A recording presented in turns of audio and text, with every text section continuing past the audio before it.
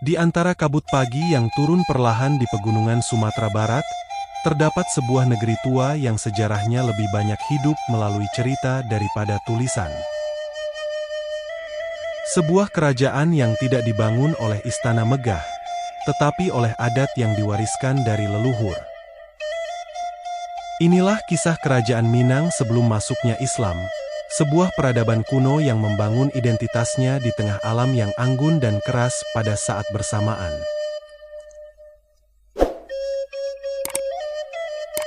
Asal-usul menurut Tambo. Cerita tentang masa awal Minang tidak dapat dilepaskan dari Tambo, naskah tradisi lisan yang dituturkan dari generasi ke generasi.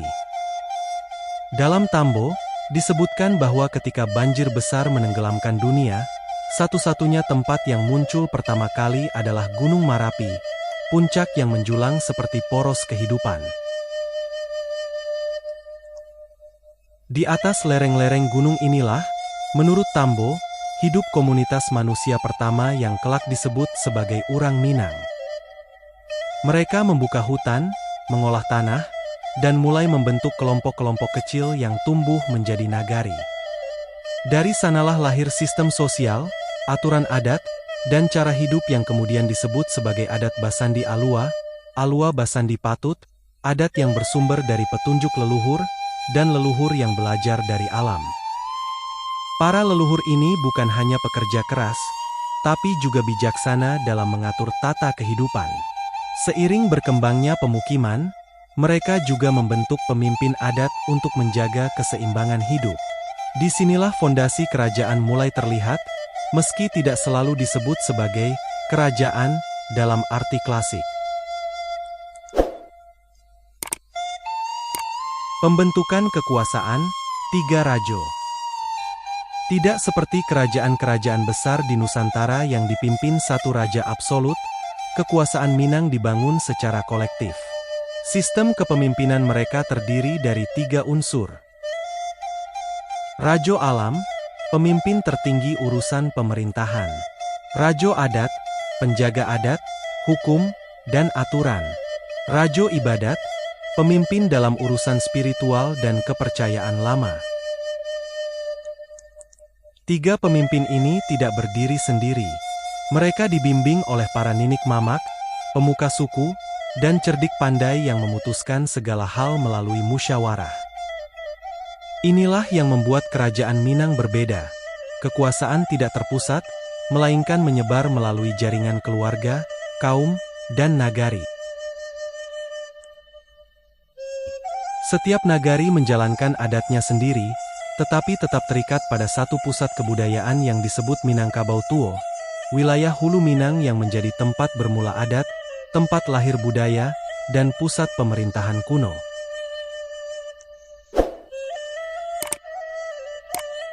Kehidupan matrilineal, perempuan sebagai penjaga garis. Salah satu ciri paling menonjol dari peradaban Minang kuno adalah sistem matrilineal, di mana garis keturunan dihitung dari pihak ibu. Rumah gadang menjadi pusat kehidupan keluarga besar, dipimpin oleh seorang perempuan tertua yang menjaga keharmonisan kaum. Para perempuan memiliki hak atas harta pusaka, sawah, ladang, dan rumah. Sementara laki-laki bertugas melindungi kaum, menjadi pemimpin musyawarah, dan membawa kabar dari dunia luar.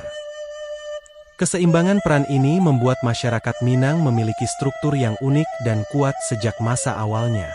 Tradisi inilah yang kemudian menjadi identitas Minangkabau hingga sekarang, bahkan setelah pengaruh agama-agama besar masuk ke ranah ini.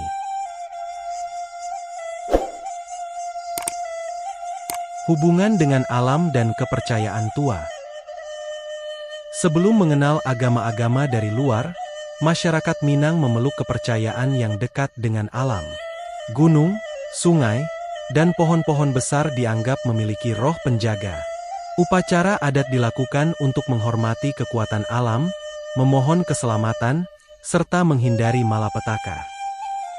Para pemuka spiritual, yang kelak dikenal sebagai unsur dari Rajo Ibadat, memegang peran penting pada masa ini. Mereka memimpin ritual panen, menjaga situs-situs keramat, dan menjadi penghubung antara manusia dan alam gaib. Kepercayaan ini menjadikan masyarakat Minang hidup dengan prinsip menghormati alam sebagai ibu yang memberi kehidupan.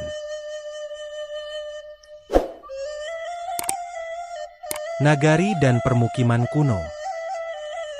Dari daerah-daerah awal seperti Pariangan, Luhak Tanah Datar, Luhak Agam, dan Luhak Limopuluah, nagari-nagari mulai berkembang. Setiap nagari adalah kerajaan kecil yang memiliki batas wilayah, aturan adat, balai musyawarah, serta sawah dan ladang yang dikelola bersama. Kehidupan sehari-hari sangat teratur. Sawah dan ladang dikelola berdasarkan kesepakatan suku. Pemuda-pemudi belajar adat dan bela diri di surau. Perdagangan dilakukan di pasar nagari yang ramai tiap pekan. Konflik diselesaikan melalui musyawarah panjang di balai adat. Sistem sosial yang rapi ini membuat Minang mampu bertahan menghadapi kerasnya alam, sekaligus menarik pedagang dari luar.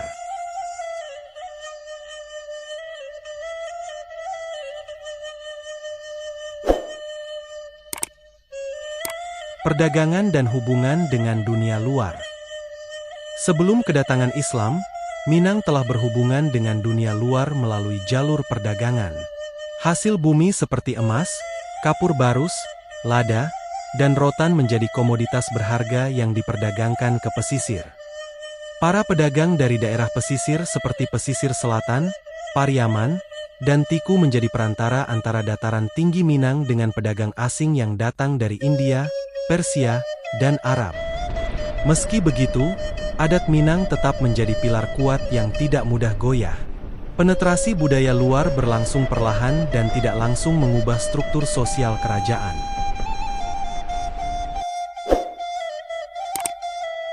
Konflik, musyawarah, dan kearifan lokal.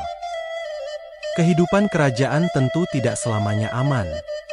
Pertumbuhan nagari kadang menimbulkan perselisihan batas, perebutan sumber air, atau kepentingan antar suku. Namun masyarakat Minang memiliki cara khas dalam menyelesaikannya. Musyawarah menjadi jalan utama.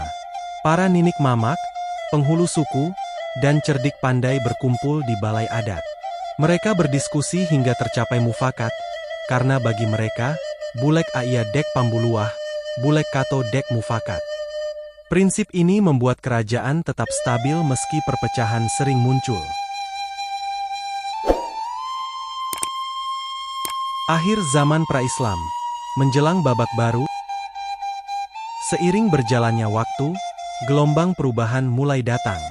Pedagang Muslim yang singgah di pesisir membawa ajaran baru yang sederhana namun kuat. Nilai-nilai keadilan, musyawarah, dan kesederhanaan ternyata sejalan dengan adat Minang. Perlahan-lahan ajaran ini masuk ke dataran tinggi melalui jalur perdagangan dan perkawinan. Kerajaan Minang pun memasuki babak baru dalam sejarahnya. Namun akar lama yang tumbuh jauh sebelum kedatangan Islam tetap menjadi fondasi kuat hingga kini. Adat Minang tetap berdiri kokoh, menghormati alam, memuliakan musyawarah, dan menjunjung keseimbangan dalam kehidupan.